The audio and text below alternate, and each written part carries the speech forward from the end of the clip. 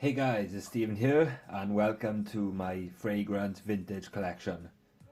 At this point in my journey into my fragrances, I have quite a lot of vintage fragrances, so I thought I'd share them all with you right now. So shout out to Mr. Smelly because he's recently done a vintage video too, so I thought I'd join in. So first up we have here Kouros. So this one is from the early Gucci era. It's a 2005 or 2006 release, I believe. Incredible smell, much better than the current formulation in my opinion. About sort of 4 hours into it, you get this really, really deep, sort of dark, animalistic smell to it, and it's bloody amazing. I also have here Kouros in a 50ml aftershave. This one is slightly earlier. This is from the Sanofi era, and I think it's a 1999 release. And I've recently bought this one too, which is a 2002, I believe. However, I think it's gone off. The bottle all checks out, the batch code's there, but the smell just doesn't have that kind of darkness to it. So, you know, these two share the same bottom, sorry. However, it just doesn't have that strength of Kouros that it should have, so I'm a bit disappointed with that. I'm currently going through a returns process on eBay for it. So I've recently acquired this, so Davonte Gentleman. You can tell here that the label wraps around fully. The current formulation just has it here and also has a silver top. The new one has a black top. So to me this is like Kouros' father. It came out before Kouros but has a very similar note structure with honey and civet and patchouli. It's really heavy on the patchouli. The civet is there giving it a very animalistic nuance. And the honey really is sweet and lovely in the opening. I was wearing this today. It has great longevity, smells fantastic, and I'm happy to own it. Very classy and elegant. So what I'm classifying as vintage is a bottle older than 10 years. So this is Guerlain's Vetiver, and this is a 2007 bottle. The current one looks like other Guerlain bottles where they are taller and slimmer. So this is a 2007 release.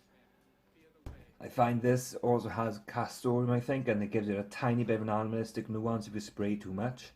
However, it's very clean or fresh at top with kind of really nice citrus notes. I find it's a really nice scent, you know. Vetiver's done extremely well in this, and I'm very happy to own it. Fellow reviewer Gaz keeps banging on about Tom Ford's Grey Vetiver, but I'll get around to trying to sample that in due time. So I have here Quorum in one edition. So I believe this is the second reformulation of the first reformulation of Quorum, where it says Puig on the bottom here. Bring it a bit closer. So it says Puig on the bottom. And I have another one of Quorum here. Can't see that. And it looks like this, and it simply says Puig at the bottom. So with these two, I don't know, this one, it seems to have gone off a bit. When you smell it, first of all, there's a massive like alcoholic smell to it. I sent it to Lex Ellis to try and he thought the same too. This one, it's not like sort of gone off or the notes haven't dissipated. It's just a bit fainter, you know. It's not as strong as I'd expect it to be. And it's nowhere near like the strength of the current formulation, so it was a bit of a letdown, but I didn't pay too much money for it. So here I have Hermes' Equipage, I can't fucking pronounce that. Equipage, I'm not sure. Focus, camera. There we go. So I've recently bought this, however, I have no idea how old it is, but the bottle shape is definitely vintage, along with the cap. But this doesn't actually spray. It's basically like an aftershave. It literally squirts out the juice. There's no like distribution or atomization of the liquid. So I haven't really used it. Plus I'm not sure how it's meant to smell. I think the top notes and whatnot have gone because all I can smell is jasmine. And that's literally it. So, yeah. Right, so I'll do these two together. So here's M7 Fresh by YSL. And here's also a little decant of the original YSL which Raz Scott has kindly sent to me. So thank you very much, Ryan, for that. You're a true gentleman. Much appreciated. I have a video in progress about this, and oh, it's amazing. M7 Fresh is really nice. The oudiness combined with the citrus was probably quite original back in the day, and yeah, it's really nice. I find the oudiness gives it a bit of like a weirdness, but the freshness is like true to the name. So yeah, this is a great one. I believe this is like a 2005 release, so early on in the distribution, and I'm guessing this is the first formulation too, because it's labelled as M7 Vintage. So I have here a bottle of Tuscany by Aramis. This to me is, it's quite a nice cap, it's quite a nice spray, sorry, but the spray is not very good. It doesn't really squirt that much, so it's hard to get a good weighting from it unless you put like 12 sprays on. It doesn't actually squirt much juice. It reminds me somewhat of Eau Sauvage by Dio. It's kind of like, I'm not sure, it's got a bit of anise in there, kind of like lemon and a few fresh notes and oak moss. It's a nice smell. I haven't really worn it that much, but I do enjoy it, but I need to kind of get myself more acquainted with this fragrance. But it's not been a disappointing purchase. So another vintage bottle here is Lanvin's Arpege, or Arpege, I'm not sure how you pronounce this. So this has now been discontinued. Really cool bottle. It's kind of not my type of scent in essence, you know, it's got notes of tonka bean, iris. It's quite like a soft and sweetish kind of smell, but it's also very nice and classy. It's very subtle, lasts a good time, a long time, sorry. And yeah, I really do actually enjoy this. I've tried two Lanvin scents, this and Avant-Garde, and they're both great, like, so I'm keeping my eye out for Lanvin. This is discontinued now and hard to get. I paid a good price for it.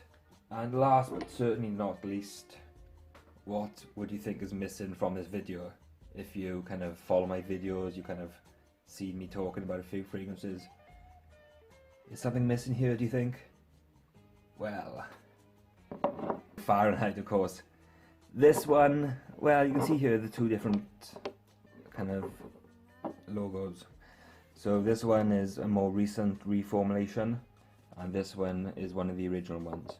So when the bottle was reformulated in like 2005, I think it was, it basically widened the text here as opposed to here. But with this, and they also changed the cap, so the cap doesn't look like this anymore. This one, I'm not sure. The top notes seem to have faded a bit. It smells okay. Definitely like, I don't know, it's not fake, but then the bottle's wrong. Like this one's really good. There is a slight difference to how this smells compared to the current one, but to be honest, there's not that much of a difference. And what I want to point out is just the difference here, you know, the kind of silver bit around here is just kind of wrong, and the cap and the spray is wrong too. So I'm not sure, but this one's definitely right. And I also have this. So this was a limited edition Fahrenheit release, and the batch code in this shows it's a 1997 bottle. It smells amazing. There's still not much of a difference between this and the current one. It's a bit richer, a bit darker, but to be honest, you know, there's not that much of a difference. However, it's very long lasting, but there's a good amount of juice in there, so I think this will last me a long time. Ooh. So that about rounds up my vintage collection, guys. I hope you've enjoyed. I'd like to hear what vintage bottles you own, so post below in the comments, and until the next video, take care and goodbye.